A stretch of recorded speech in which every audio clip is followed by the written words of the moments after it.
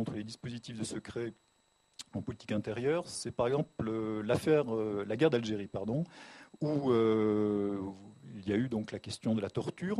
Et c'est donc pendant les années 56-57, lors de la bataille d'Alger, où certains régiments de parachutistes donc, se sont livrés à la pratique de la torture. Alors cette torture a été cachée de multiples façons. On a édulcoré les mots, les rapports militaires parlaient d'interrogatoires sous contrainte, on effaçait les traces sur les corps torturés. Donc ce déni de réalité a été là aussi, tout comme lors de l'affaire Dreyfus, avant tout condamné par les intellectuels de Mauriac à Malraux, qui ont condamné la torture. Et vous connaissez le livre ensuite de ce militant communiste qui lui-même avait été torturé, Henri Alleg, qui a écrit la question pour porter l'affaire sur la place publique. Un dernier exemple, je pense aussi dans cette politique du secret, je pense aussi à toute la politique des nazis à l'égard de l'extermination des Juifs. Les nazis ont eux aussi cherché à maquiller la réalité par tout un vocabulaire d'euphémisation. On ne parlait pas d'extermination. Vous savez qu'on parlait donc de solution finale ou de traitement spécial. On ne parlait pas de déportation à l'Est, on parlait de déplacement. Donc ce langage crypté est aussi une des pratiques de dissimulation. Encore que, aujourd'hui, on sait que ce langage crypté ne cachait pas grand-chose. Le secret de la Shoah était peut-être le secret le plus public qui soit. En fait, les Allemands savaient très bien ce qui se passait. Mais enfin, le pouvoir utilisait un langage crypté. Alors, voilà ces quelques exemples que j'ai pris de manière un peu arbitraire, mais enfin, j'ai pensé que cela convenait bien à notre discussion. Un deuxième type donc de lutte contre les dispositifs de secret, c'est en politique extérieure. Alors le secret, c'est justement dans l'histoire de la diplomatie, on peut dire que le secret est au cœur des pratiques diplomatiques. On appelle en général ces pratiques diplomatiques du secret en politique extérieure de la réelle politique. Alors là, j'ai pris quelques exemples également. On en a cité hier la dépêche d'Ems, qui est donc c'est le document qui a un peu allumé la poudrière entre Français et Prussiens, puisque c'est un texte qui a été manipulé par Bismarck. Bismarck a accentué le ton provoquant, puisque vous savez, c'est en fait un texte dans lequel le roi de Prusse refuse que le prétendant au trône d'Espagne, qui était un Hohenzollern, soit mis de côté, puisque c'était une volonté des Français. Les Français ne voulaient pas que ce Hohenzollern devienne roi d'Espagne. Et donc, Bismarck a rédigé le texte de manière, en déformant, disons, les mots de son roi, en accentuant le caractère provoquant du refus du roi.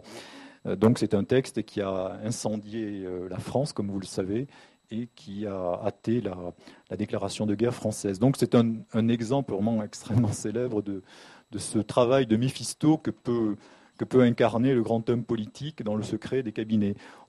Alors cette fin 19e siècle, en revanche, en matière de politique étrangère, on assiste à une croissante revendication de vérité, de transparence de la part de la société civile.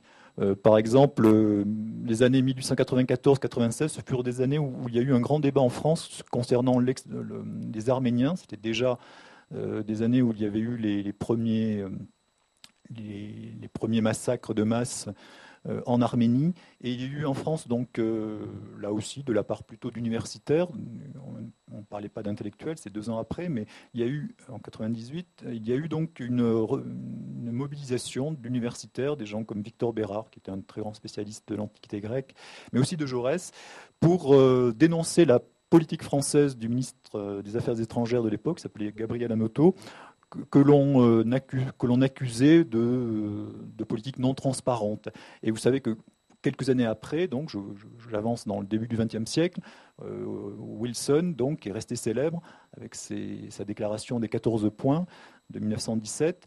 Il est resté célèbre parce que justement Wilson entendait désormais pratiquer une politique étrangère de la transparence, une politique étrangère devant l'opinion publique et non plus une politique étrangère du secret.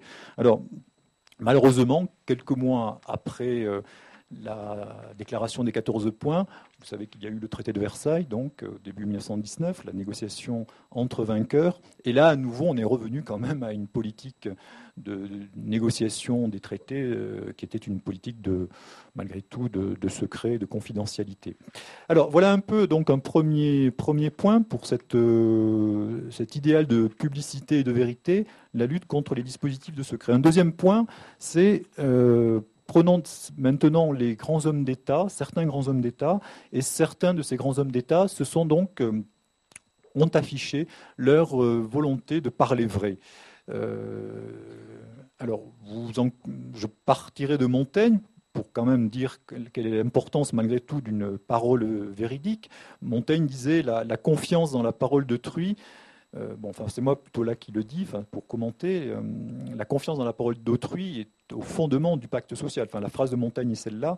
Si le langage nous trompe, il rompt tout commerce et dissout toutes les liaisons de notre police. Alors, quel exemple peut-on citer ?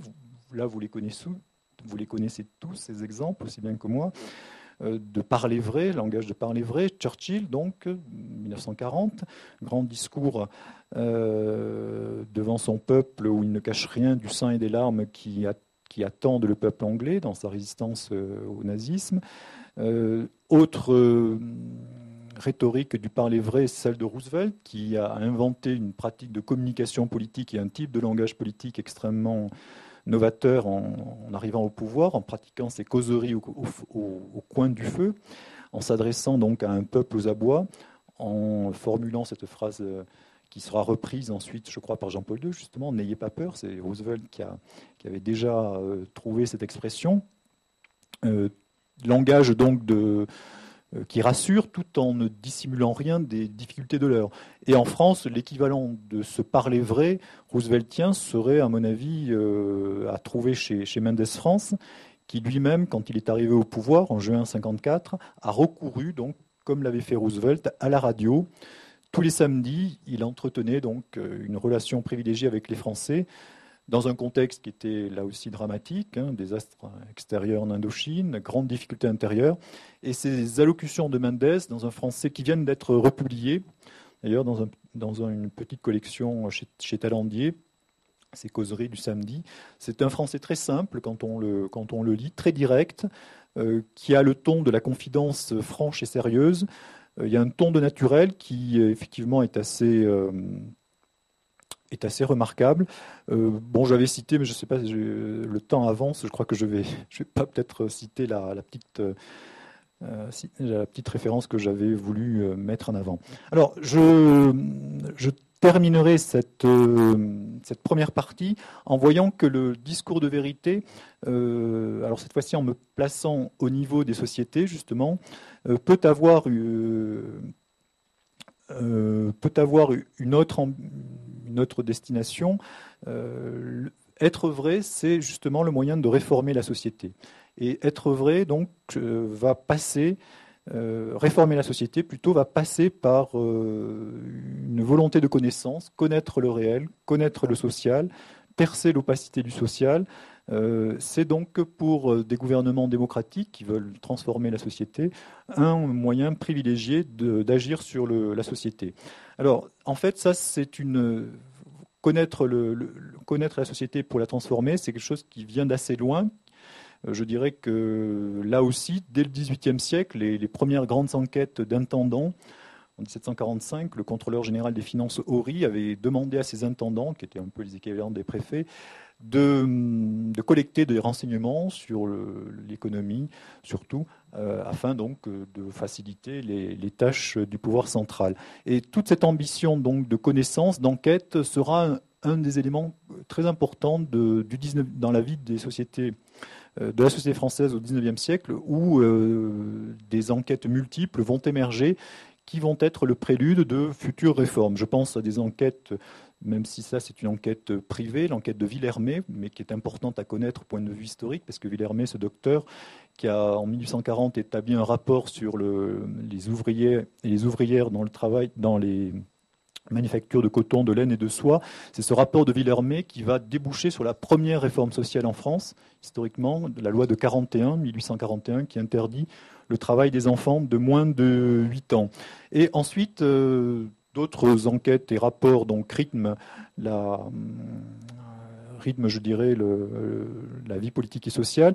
Et il y a un temps très important de ces enquêtes sociales, c'est la fin du 19e siècle, justement, dans les années 1890, où les républicains, pour tâcher d'apporter une solution à la question sociale, vont lancer des enquêtes pour mieux connaître donc notamment le monde ouvrier et dans le cours de ces enquêtes, pour tenter d'associer aussi les ouvriers à la fois à l'élaboration de l'enquête et ensuite à son exploitation.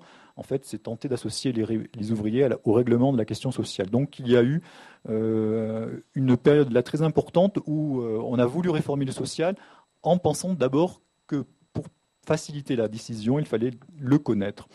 Au XXe siècle, avec le plan, on aurait un peu la même ambition. Mais là, je suis obligé de sauter. Alors, évidemment, pour faire la transition avec la deuxième grande partie sur, malgré tout, en quoi est-il nécessaire d'avoir des politiques du secret ou de l'ambiguïté, je dirais que je vais donner un petit bémol à cette volonté de vérité, volonté de connaissance qui caractérise donc l'Occident et par exemple la politique du gouvernement français tout au long du XIXe siècle, c'est que cette volonté de vérité, on l'a dit un peu tout à l'heure, déjà peut tomber dans le danger du technocratisme.